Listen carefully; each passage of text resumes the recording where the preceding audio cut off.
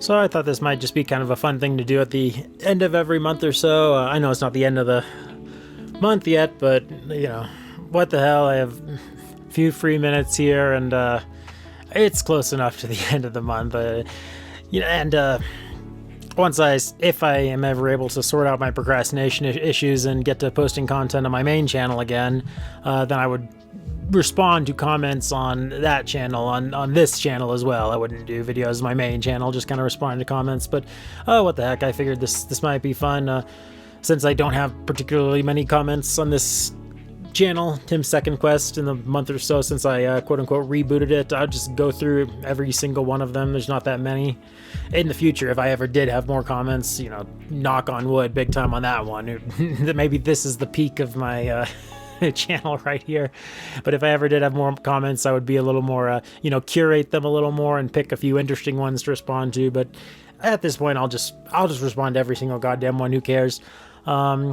So let's go back to the first video I posted when I rebooted the channel, called Procrastination, Depression, and Late 2023 Resolutions. Resolutions which I have yet to really live up to, but anyway, so I got a comment on that video from Lee Keen, another YouTuber who kind of vlogs about his thoughts and issues, and actually shouted me out specifically by name on one of the videos he did, talking about trying the carnivore diet, which is something that I did a long time ago, like 2020, I think I did it for about a month. Yeah, it was June of 2020. Certainly don't do it anymore. Heck, as I speak today, I've had Cheerios and tortilla chips and a burrito. So no carnivore diet for me, I'm afraid, no more. But it's an interesting thing to try. I'm kind of a believer that fad diets, it's like a double-edged sword. They usually do work for the most part if you stick to them at losing weight. The flip side of that is they're usually not sustainable, and I feel that way about basically everything: keto, carno, whatever else there might be. But it's always worth a try. But anyway, so Lee posted on this video, enjoy your videos, friend, hope you're doing well. I've been binging your channel recently, and I listened to this entire video, which is pretty impressive because it's not a short video. I rambled on for close to an hour on that one. I didn't figure anyone but me would ever hear the end of that one, but good to know someone's interested. He says it's 3:50 a.m. currently, my kind of guy. Those are real Tim hours there. Your videos are most interesting to listen to this time of day. Not able to sleep myself, listening to your insomnia and discussion in previous videos, I can relate. Yeah, so I'm glad to know that someone likes to binge Tim's Second Quest. I doubt there's anyone out there who's actually interested in all the content on this channel, specifically because this is what you call a potpourri channel. There's no focus, no discernment about what I talk about. No topic is too small or too esoteric or too off topic or too weird. I do vlogs about my life and my thoughts, updates on what books I'm reading or what writing updates, video game reviews, movie reviews, pet videos, mukbangs. It's a true, just all over the place. It's just guys that throw everything at the wall, see what sticks. Not even see what sticks. I don't even pay attention to the view count or anything in this channel or the sub count. I just kind of just fire up the mic if I have free 10, 15, 20 minutes and just ramble for a little bit and throw an image on top of it or something, or some clips from my phone,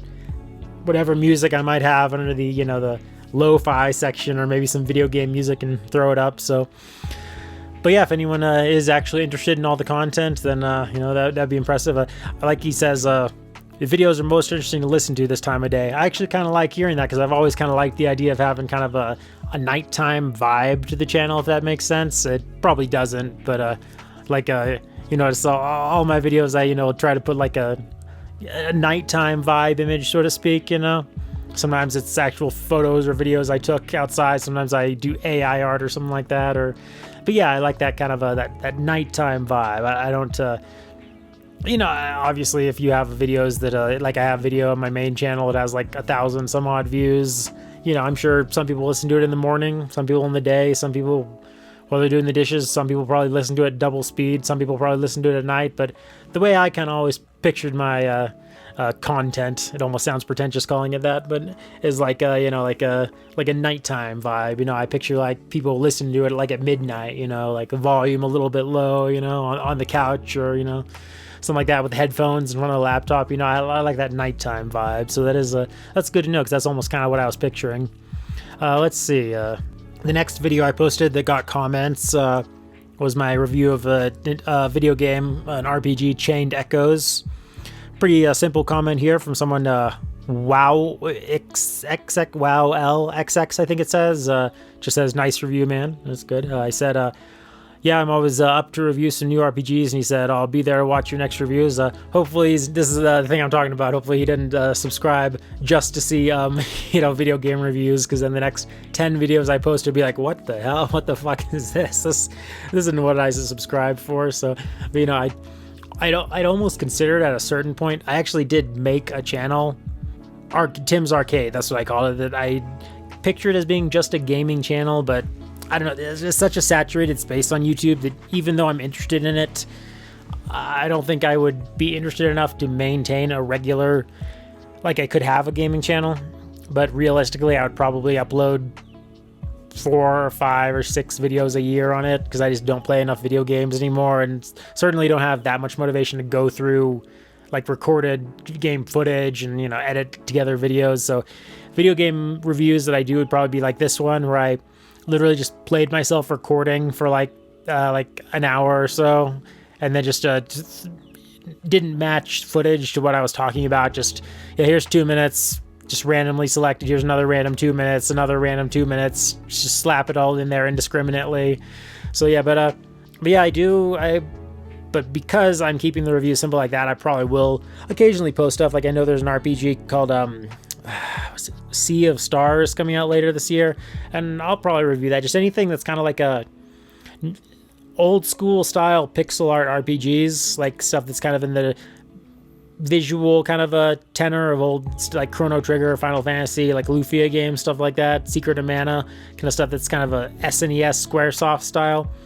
I'm always up to play stuff like that, as long as it's not super shovelware. And whenever I do, I usually just hit, you know, record footage for a little bit on the system, just in case, basically for this reason, in case I want to review it. So, you know, so hopefully whoever that is hasn't unsubscribed already after seeing that it's not really a video game channel, because I will probably eventually post more video game content. Certainly I'll post some kind of thoughts on Tears of the Kingdom. Probably won't be a full, but that's another thing. I said it's such a saturated space. That's kind of what I'm talking about, because I'm sure within 1 month of Tears of the Kingdom's release, there will be well over 1,000 reviews of it on YouTube, and probably towards the end of the year, we'll start getting our, you know, epic 3-hour, 4-hour analytical video essays on it. And I'm not going to do that kind of thing. If I do a Tears of the Kingdom review, it'll probably just be kind of like this review, just me firing up the mic and talking for 30 or 45 or 60 minutes, freeform, not unscripted, and then just throwing a tiny bit of footage on it and some music and hitting upload. But yeah, so let's see. Next video that got a comment was the commentary for the 3rd episode of the sitcom I made 15 years ago in college, 15th Street. I get the bot feeling from this one. I think this is a bot comment. What do we got? Winbox says, my God, hehehe, numero uno, like butterfly, 10:01 a.m., March 11th, 2023. So, yeah, that's a bot. That's not a person, so I won't go in depth on responding to that one. Okay, what do we got here? In response to my GoldenEye 007 level difficulty tier list that I posted, when did I post this? 2 weeks ago about? A couple of brief comments here. AI Lol says, nice summary. Thank you, sir. Appreciate it. Probably that's one of the 6 people who hit thumbs up on the video. I wonder if anyone actually watched the whole hour and 10 minutes of it. I mean, I guess if you liked it, I mean, I'm sure at least 1 or 2 people of those 6 probably did. Probably not all of them. Certainly not all of the people who viewed it. But, you know, next person says, the Dark Ranger 116 says, 1 hour long GoldenEye tier list in the year of our Lord 2023. Here we go, baby. And yeah, I'm always glad myself when I find just some long form bingeable video game content. Like tend to be like, if I see a video game channel that uploads, well, usually I won't watch channels that are just like raw gameplay for like a Let's Plays or like a, Twitch streams move over to YouTube. But anything that's like a kind of a podcast style or commentary style, just kind of talking long form about video games, I just kind of enjoy throwing it on in the background a lot of the time. So yeah, I hope that at least someone enjoyed the hour of me just chatting freeform about GoldenEye. And I said in a reply, hopefully they put Perfect Dark on the Switch as well, or Xbox as well. Yeah, that would be cool to play. I've not played through Perfect Dark nearly as many times in my life as GoldenEye. I've played through GoldenEye a bunch of times, from 97 to today. Perfect Dark, I think I might have only done a full playthrough maybe twice. So that'd be cool. And I never beat it on the hardest difficulty. What was it called? Perfect Agent. So that'd be cool to play as well. Next video that got a comment was holding myself accountable. And it's kind of a sequel to the initial procrastination, depression, late 2023 resolutions video. This is Lee Keen again, who commented on the previously aforementioned video, so fitting that this is kind of the sequel video to that. Got a comment from the same gentleman. But enjoyed your video, Tim. I'm up at 2:50 a.m. watching your video currently. Very relatable, hearing you discuss procrastination and your issues with it, which, yeah, that is a major issue that's kind of dogged the adult years, not even the adult years in general, really just like the last year and a half or so.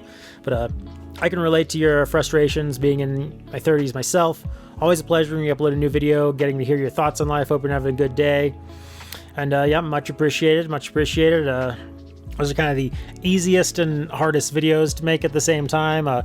Easiest in that I don't lay out any, I don't have any, supplementary materials. I don't have to do any research. I don't have to edit any footage of, gameplay or anything like that. Like for a video game review, I don't have to organize any thoughts at all. I just hit pull up the little recording software thing on my laptop, plug in my mic, hit record, and just ramble. So in that sense, they're the easiest. They're also kind of the hardest because obviously it's the most kind of emotionally embarrassing, I guess, to talk about those sorts of failures and frustrations and personal sadnesses on a public forum. But I guess it's kind of my hope that in talking about these things in a way that is accessible, that's what can kind of motivate me to do better. Although, if I'm being perfectly frank, it hasn't really worked that way for the last little bit, but it's my hope that it can eventually someday.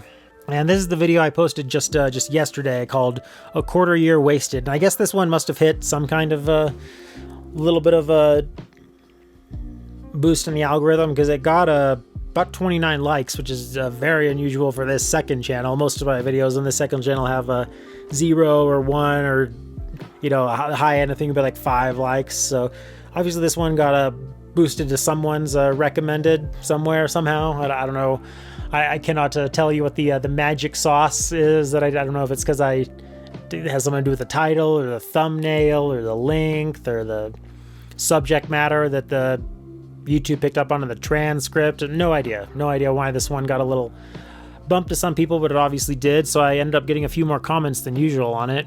This first comment here is from Troy, and Speak of the Devil, he says the same thing in the first sentence that I was just talking about. Not sure what this channel is or why this is in my recommended, which, you and me both, Troy. I'm not sure what this channel is either. It has no direction, no theme, no focus, no nothing. It's potpourri channel. I think that's what I've heard it called on, forums and stuff about YouTube. It's what's usually the specific advice of don't make a potpourri channel because no one will watch it.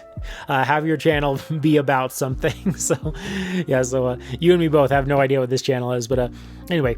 But Troy says, but I too hate it when I realize I have wasted months at a time or could have been more productive. Sometime last half of 2022, I contextualized my entire life and big future career goals to myself and asked myself, what is the best possible way to improve myself and my life? Based off of what I came up with, I created a daily checklist for myself consisting of many various things to do each day that I can build off of and measure progress on. And he bolds that for importance, the measure progress.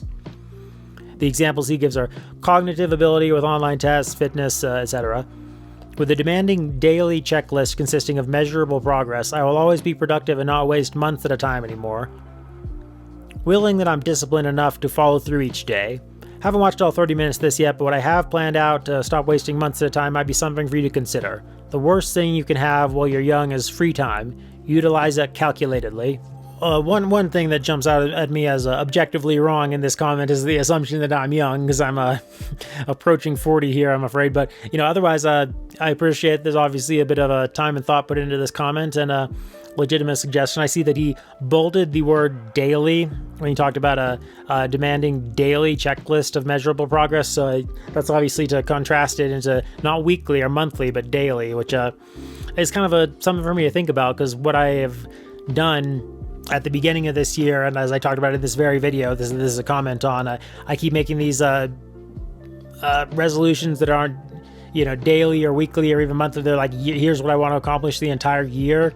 And maybe that's kind of the problem, because that allows me to like say, if I put this off one more day, no big deal, and to say that to myself 5, 10, 50, 100 days in a row until oops, there goes the better part of the year and I've made no progress. So I guess this is entirely worth a shot. I have like a little spiral notebook here, so maybe I should, starting tomorrow, I should write, March, what's tomorrow? Tuesday, March 28th at the top, and put like 5 goals on it, like edit 5,000 words worth of the novel, edit a YouTube video for 2 hours, read, some odd, do a cardio exercise, or maybe I don't need to write down the one about the exercise, because I usually don't have trouble motivating myself to do that, because I use exercise time as kind of a double time to listen to like podcasts and YouTube shows, ones that don't require you to look at it, which is a lot of the ones I subscribe to. You can just kind of listen on your headphones as a podcast. So I kind of double that time as like kind of a catching up on content time. So I don't have trouble motivating myself to do workouts. So maybe I don't even need to bother writing that down. But yeah, at the very least, like goals in terms of like the book, like I could make like a daily checklist, like edit this chapter, rewrite this, just, and try to make it something that's not so over the top that it can't be done in the free time in one day, but something workable. So yeah, maybe I will try that tonight. Maybe I'll write out a checklist for tomorrow, and if I can do it, maybe I'll just keep doing that day after day. So yeah, I appreciate the thoughtful comment and the suggestion. Next comment we have from D-Man Lewis. And the D-Man also said, you got recommended to me while I was listening to other videos, doing dishes and eating cereal. And that's interesting. Like I said, for some reason this video got a little algorithm bump. So that's neat, I guess. And I noticed that my actually got like 4 subscribers overnight from it. So it's, yeah, I guess someone said, okay, this guy's interesting, I guess, or relatable or something. Anyway, so D-Man says, I'm listening to this video in 2x speed, so sorry for your retention, lol. I can't blame him. I've done the same thing at some videos. But I related to you and then realized you're not some famous YouTuber, only 41 subs. Well, 44 now, I think. So, like I said, I think I got a little bump there. Damn, plus I'm trying to write his book well. I'm in the fetus stages of it, though. First off, no, definitely not a famous YouTuber, I'm afraid. Despite... well, it was never my goal to be a famous YouTuber. Back when I was in college, I had this notion that I wanted to be like a sitcom writer, start out as like, a staff writer, then like move up to producer, and then like create my own show, be like a famous like sitcom creator, be like fucking Mitch Hurwitz from Arrested Development and shit.